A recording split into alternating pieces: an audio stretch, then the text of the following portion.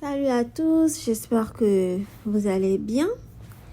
Alors, donc aujourd'hui, on va continuer encore dans notre étude biblique avec l'épître de Paul à Tite. Et cette fois-ci, nous allons passer au verset 3, 4 et 5 du chapitre 2.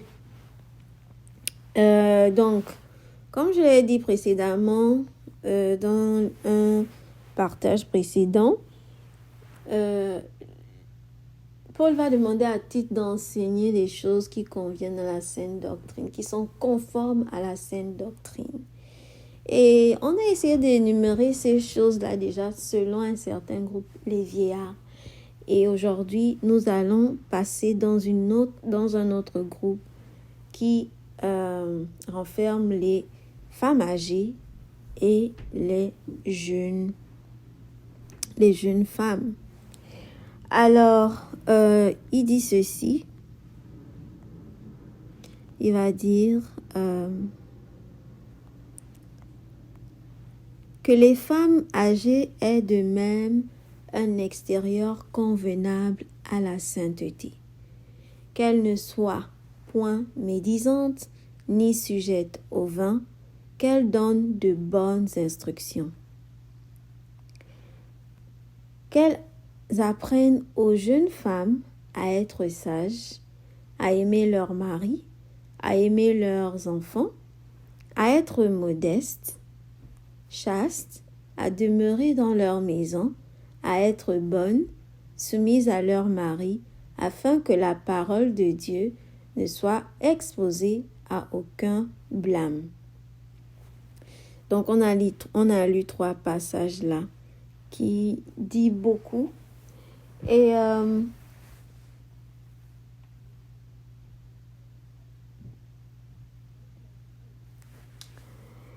je veux tout simplement m'arrêter un peu sur ça. On dit que elles aient l'extérieur convenable à la sainteté. Et on voit bien que il s'attend à ce que les femmes, je crois que d'ailleurs même Paul l'a toujours maintes fois répété, et pas seulement Paul, Pierre aussi l'a dit. Pierre aussi a parlé il a dit que ce n'est pas les ornements, c'est pas la parure extérieure qui compte. C'est pas seulement le fait de se parer extérieurement, mais c'est cette parure intérieure, cet esprit doux et caché. Donc, quand il parle de l'extérieur convenable à la sainteté, il parle encore là vraiment que les femmes doivent être dans leur manière. Quand on les regarde, en fait, on doit vraiment voir en fait que ça quand je vois cette femme âgée là, je vois que elle transmet la sainteté. Je ne parle pas de la sainteté du fait que parce que peut-être tu vas t'habiller d'une certaine manière, je sais pas quoi, tu vas t'habiller en blanc, voilà. C'est pas la sainteté que voilà, je m'habille tout en blanc comme ça et puis ça y est, je suis sainte. Non, on dit que il faut d'abord commencer par laver l'intérieur de la coupe.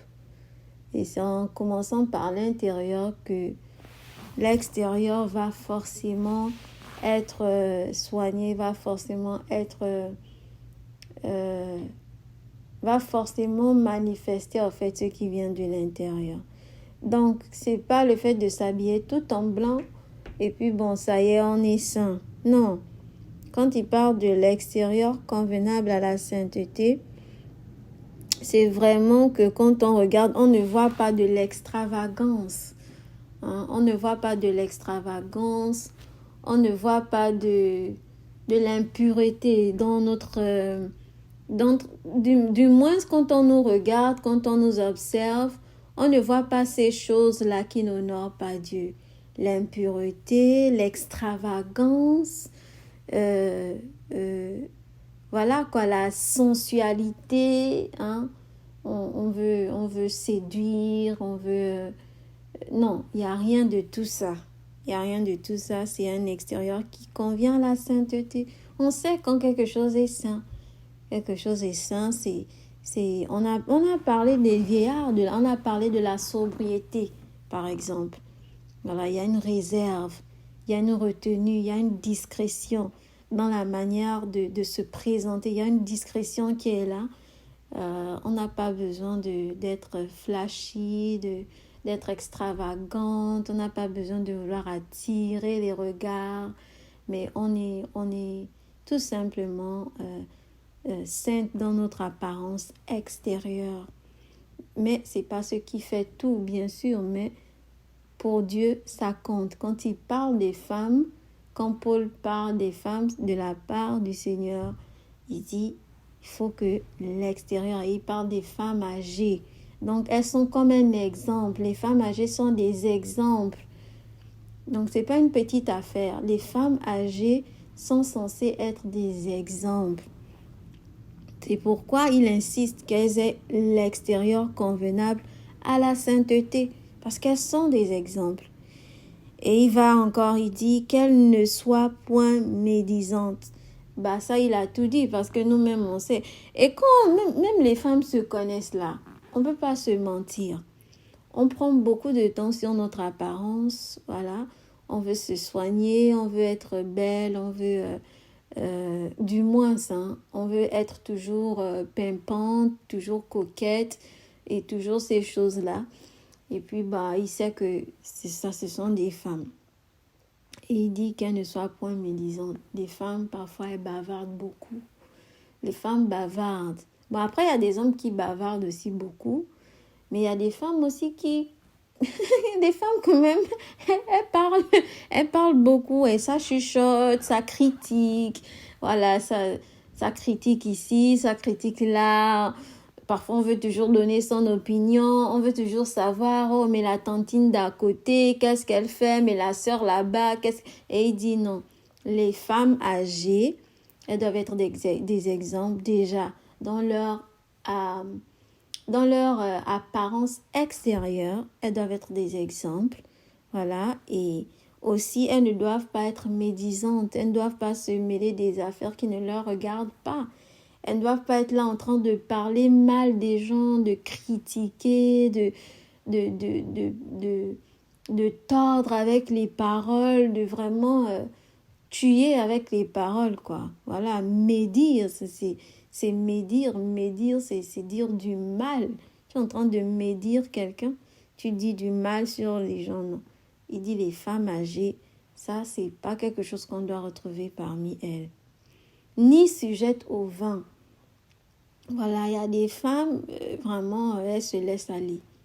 Elles se laissent aller, c'est le vin, c'est l'alcool. Il dit non, ça, ce n'est pas une attitude que le Seigneur veut voir chez une femme âgée, du moins une femme âgée qui craint le Seigneur. Qu'elle donne de bonnes instructions. Donc, ce n'est pas tout d'avoir ces choses-là, mais de ce que Paul veut aussi, c'est qu'il enseigne aux femmes âgées qu'elles doivent donner de bonnes instructions. Elles doivent donner de bonnes instructions. C'est pas juste que voilà, elles sont là. Non. On s'attend à quelque chose de ces femmes-là, ces femmes âgées-là. Donc, elles doivent être des exemples, mais aussi elles doivent transmettre quelque chose. Elles doivent transmettre quelque chose. Et elles doivent transmettre ces instructions-là, ces bonnes instructions. Et on voit bien que elles-mêmes, elles doivent d'abord être des exemples. Et comme on dit, le Seigneur n'est pas un Dieu de désordre. Le Seigneur n'est pas un Dieu de désordre. Il ne va pas dire, bon, les femmes âgées, faites ce que vous voulez, mais toutefois, faites ce que vous voulez, toutefois, donnez de bonnes instructions. Non, non, non. Le Seigneur n'est pas comme ça. Tu vis la chose et tu transmets ce que tu transmets les bonnes instructions, mais toi-même, tu es un exemple. Et c'est ce qu'il insiste là, même Paul ne fait qu'insister. Il insiste. Il a dit la même chose aux pasteurs, à titre concernant les pasteurs. Il s'attend à avoir un caractère d'abord de ces vertus-là en eux et ensuite transmettre.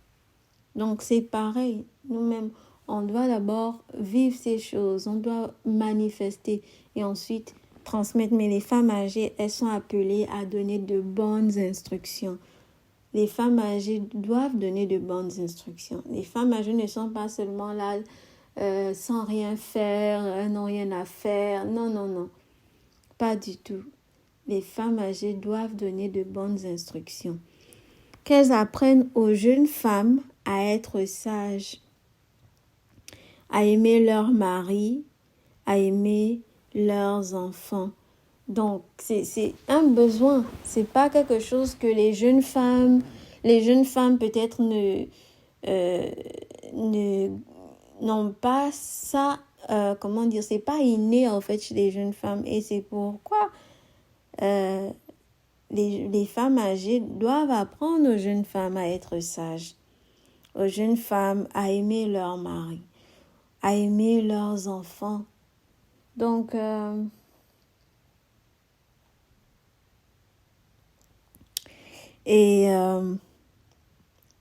au verset 5, on va dire à être modeste. Donc, elles doivent apprendre aux jeunes femmes à être modestes.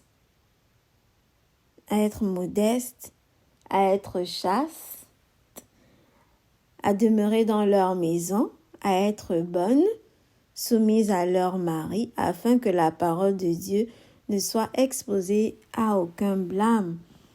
Donc, elles doivent apprendre aux jeunes femmes à être modestes, à être chastes. Et c'est ce que Dieu veut en fait aussi des jeunes femmes, qu'elles soient modestes, qu'elles soient chastes. Et tout ça dans quel but? Que Dieu ne soit pas exposé à quelque chose qui est... Afin que la parole de Dieu ne soit pas en fait tout simplement aussi blasphémée, que le nom de Dieu ne soit pas blasphémé. Et qu'est-ce que je voulais ajouter? Donc,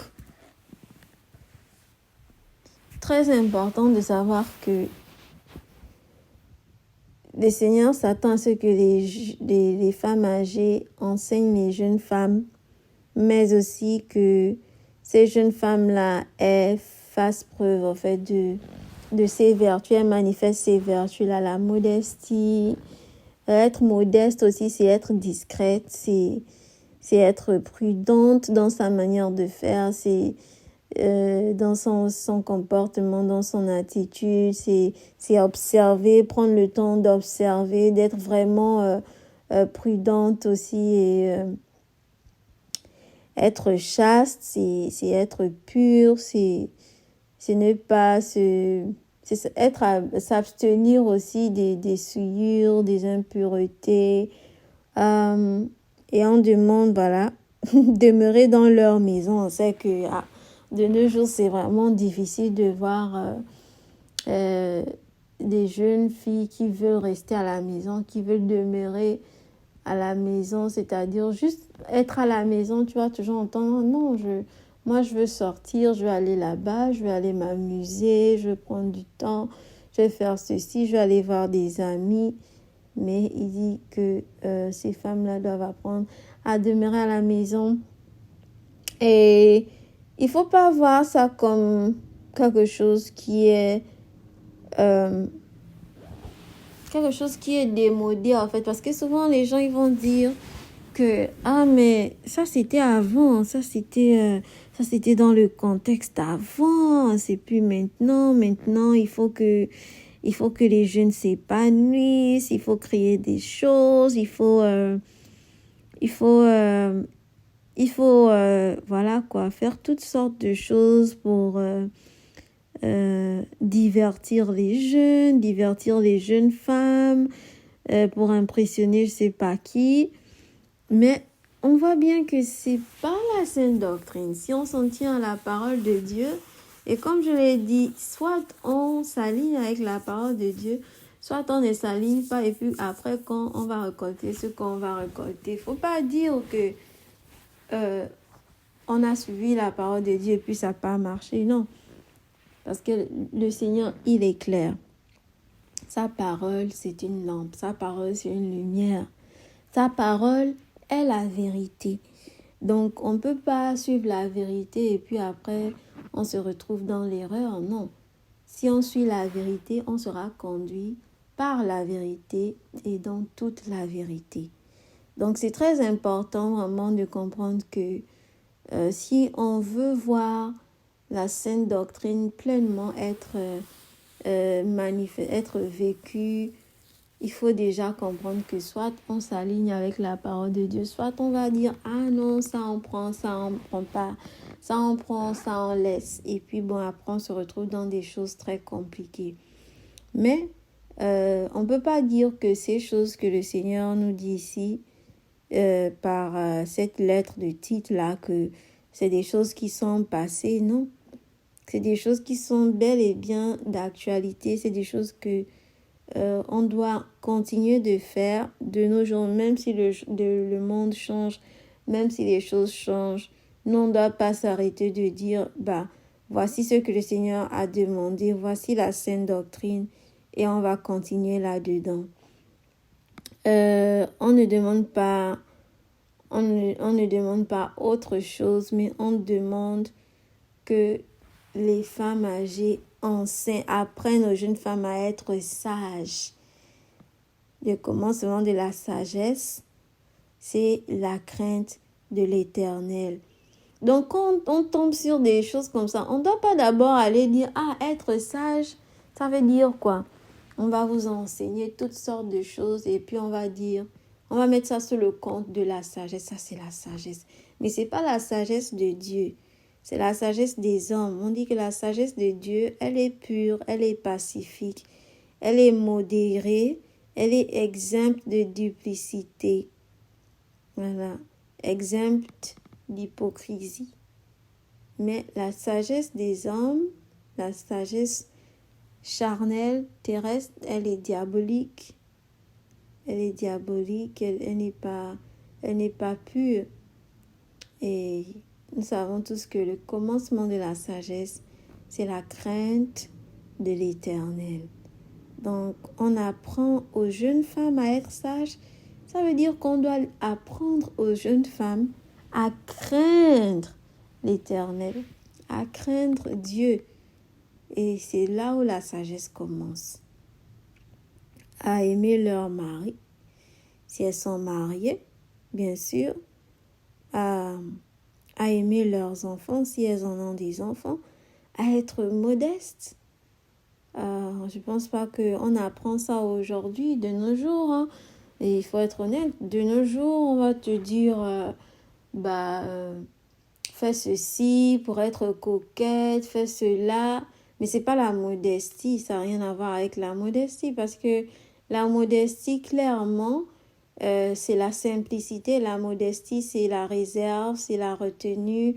La modestie, c'est la discrétion. La modestie, ça n'a rien à voir avec l'extravagance, ça n'a rien à voir avec ce qui tape à l'œil. Quand on est modéré, on est modéré.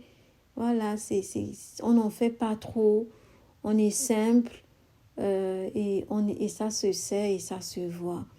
Donc, s'il y a un enseignement qui est contraire à la modestie, à la modération, c'est tout simplement pas la sainte doctrine. Et comme je l'ai dit, on ne fait que lire ce qui est là. Si quelqu'un ne veut pas s'aligner avec ce qui est ici, il faut pas dire demain, après-demain, il faut pas se plaindre que mais moi, j'ai suivi ça et puis ça n'a pas marché, ou bien j'ai suivi ça et puis non. Soit on s'aligne avec ça, soit on s'aligne avec autre chose. On ne va pas ajouter ce que la parole de Dieu n'a pas dit. On ne va pas aussi enlever ce que la parole de Dieu a dit. On n'enlève rien, on n'ajoute rien. Parce qu'il y a d'autres qui vont te dire, ah, la modestie, ici, il faut s'habiller en blanc comme ça. La modestie, il faut s'habiller en rouge. La modestie, il faut s'habiller en orange. Il faut s'habiller en bleu, en marron. C'est pas ça la modestie. On a dit la modestie, c'est la simplicité. C'est la simplicité, c'est la discrétion. C'est quelque chose qui n'est pas extravagant, qui ne frappe pas à l'œil, voilà. Mais c'est simple. C'est avec réserve. Quand on fait quelque chose, c'est vraiment avec réserve, avec retenue. On ne se surcharge pas. Quoi d'autre encore? À être bonne. Voilà, à être bonne. On a l'histoire de Dorcas dans Actes. Dorcas qui faisait beaucoup de bonnes œuvres. Elle faisait beaucoup de bonnes œuvres jusqu'à quand elle est morte. Tout le monde disait non, elle ne peut pas mourir. Elle ne peut pas mourir parce que Dorcas nous a fait du bien. Donc, voilà, elles doivent être bonnes. Ce n'est pas des femmes méchantes. Hein? Des femmes méchantes. Il y a des femmes qui sont méchantes, même dans leur caractère. Parfois, tu vas dans un bureau, la maman est méchante. La tantine est méchante. La sœur est méchante. Tu dis, mais aucun sourire, même sur le visage, aucune jovialité et tout ça. La méchanceté. Elles ne sont même pas gentilles. Elles ne sont pas bonnes. Elles ne font pas des bonnes œuvres, des bonnes choses, en fait. Prendre soin des orphelins, prendre soin des veuves, prendre soin des femmes qui sont peut-être battues. Des bonnes œuvres, des bonnes choses. Soumises à leur mari, afin que la parole de Dieu ne soit exposée à aucun blâme. Voilà, chaste, à demeurer dans leur maison. Ça aussi, les femmes âgées doivent apprendre ça aux plus jeunes. Mais elles apprennent ça aux plus jeunes, c'est que elles-mêmes, elles ont vécu ça, en fait. C'est pas quelque chose qu'elles n'ont pas vécu. Donc, Paul ne lit pas à titre enseigne ça, non. Il dit, voici ce qu'elles doivent être, voici ce qu'elles doivent enseigner. Voici ce que le pasteur doit être, voici ce qu'il doit enseigner. Voici ce que le vieillard doit être. Et voici ce que toi, tu dois enseigner. C'est ce que tu enseignes. Et il va même dire ça à Tite encore. Il va dire à Tite que Tite, voici ce que tu dois être. Donc aujourd'hui, je vais m'arrêter là pour les femmes âgées et les jeunes filles. Ce qu'il faut retenir, c'est tout simplement que le Seigneur ne laisse aucune personne sans directive, sans instruction. Chacun a eu sa part, chacun sait ce qu'il doit faire. Et nous-mêmes aussi, on lit ça aujourd'hui dans la parole, on sait ce que Dieu demande. Et soit on prend ça au sérieux, on prend la parole de Dieu telle qu'elle est, et puis on se dit, j'ai besoin de faire preuve de modération, j'ai besoin d'être sobre, j'ai besoin de demeurer chez moi, en fait. Peut-être que je suis jamais à la maison. Peut-être que je suis jamais à la maison. Peut-être que ce serait bien pour moi de commencer même par cette petite instruction-là. D'être à la maison, d'être modeste, d'être discrète. Et chacun, devant le Seigneur, peut tout simplement regarder. Ah, ça, c'est pas vrai. Je suis une femme âgée, mais je pense pas que je suis même à mesure d'enseigner une jeune fille dans les voies du Seigneur. Donc, ça, c'est des questions à se poser. Et quoi d'autre encore? Même les jeunes filles aussi, elles doivent se poser des questions. la modestie, la chasteté, la pureté, importantes. Tout ça, ce sont des choses très importantes. Et c'est pas pour nous, comme on dit, c'est pour que le nom du Seigneur, on va dire ça encore, ne soit exposé à aucun blâme. La version Louis II dit afin que la parole de Dieu ne soit pas blasphémée.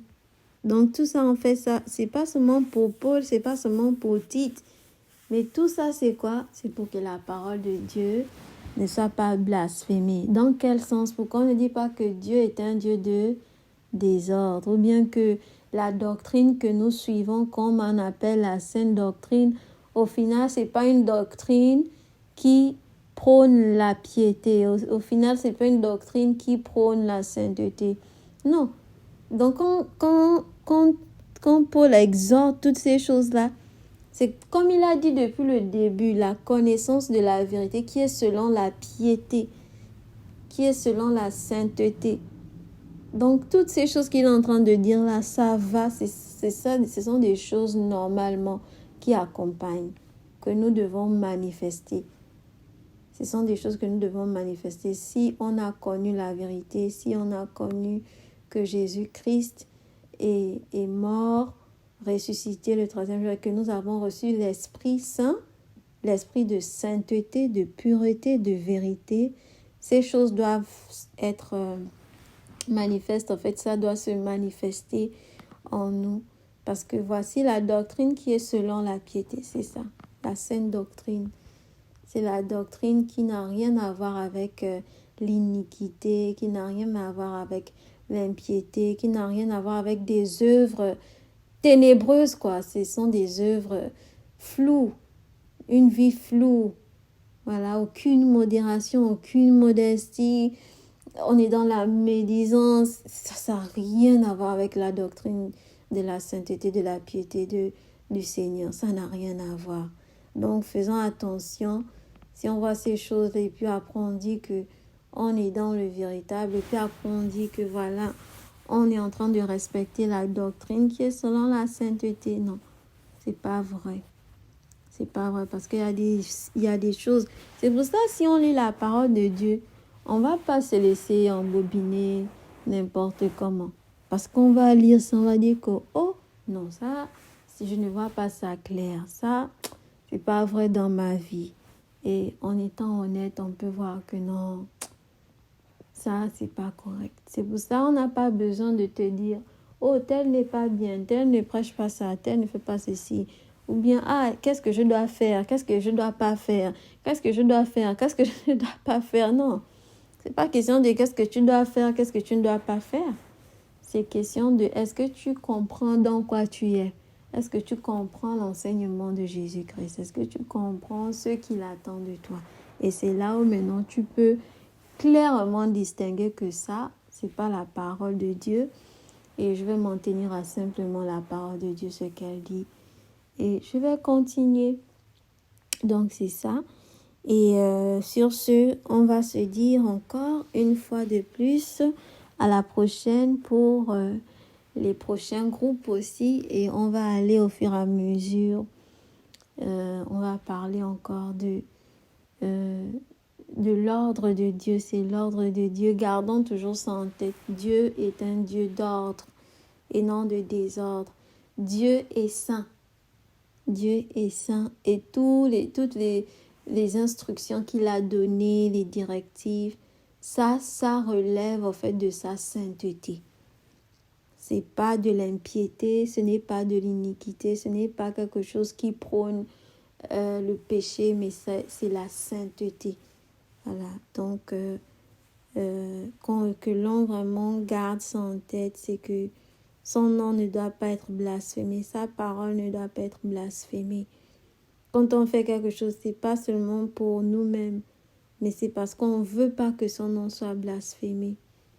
Donc, que le Seigneur nous garde, qu'il nous conduise et qu'il nous guide toujours parce qu'on a besoin de lui à chaque instant. Et c'est lui seul qui peut nous conduire en toutes choses. Donc, que le nom du Seigneur soit glorifié et soyez fortifiés et Allez-y encore continuer de méditer sur ces passages. Que Dieu vous fortifie.